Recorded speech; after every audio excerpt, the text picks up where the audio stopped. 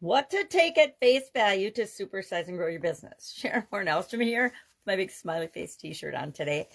Our idiom today, our expression for supersize your business is to take something at face value, to take at face value. This is an idiom that's well documented. It's been around since the 1850s, and it was well documented then and continues to be. Basically, it means that we look at something and what we see is what we get. We believe what we see.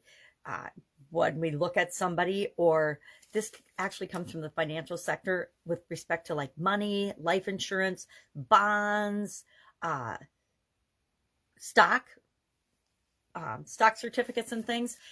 What the face value is, or the actual value, aren't necessarily the same things. But we take and we believe that if something says it's a $100 bill, it's a $100 bill. If it says it's 100 shares of stock, that's the face value, that's the number written on the stock certificate, then we assume that it is. And we always want to be careful when we assume, because we know it makes an ass out of you and me.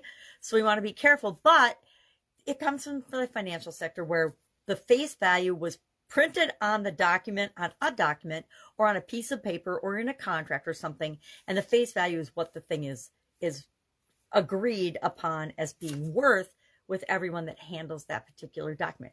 Each and every one of us, when we're passing around money, you know, in currency, we assume that the dollar, the $5, the 10, the 20, the 50, the 100, etc., is worth, and we'll exchange that amount of value, the $100 bill. We don't give someone a $100 bill and expect $500 worth of value, right? We think of it and we take it at face value. And everybody agrees that a $100 bill is a $100 bill, a $5 bill is a $5 bill, and that is why our money system works, is because we all understand the value is the amount written on that particular bill.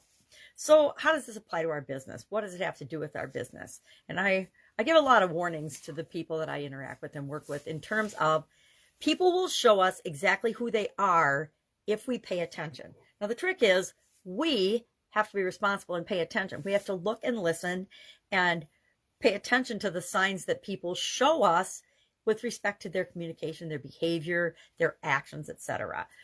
Because people aren't really that good at hiding who they really are. They think they are. Our egos let us think that we're good at hiding it, but we really aren't. So how do we use this in our business? How do we take things at face value? We trust and believe in people, yet we have to balance that with, you know, doing some homework, doing some research, looking into something that could be not as it appears on the surface. Have you ever had anybody lie to you? Have you ever had anyone misrepresent their experience in their past? I did a lot of hiring in corporate America, and you know, what you see on the resume isn't necessarily what you get in the interview, and that isn't necessarily what you get when you actually excuse me, do your due diligence and look into the person, call their references, etc. And this applies to people we hire, people we partner with, people that we decide to join forces with in any endeavor. If you're going to be on someone's podcast, you just willy-nilly say, yes, I'm going to be on your podcast, and not, number one, know anything about them, listen to their podcast, understand their background, to make sure it's consistent and in alignment with your values and audience and the people that you want to reach. You know, we can have been asked to be on podcasts, and I'm like, no, it's not a fit. Number one, I'm not a fit for your audience. Excuse me.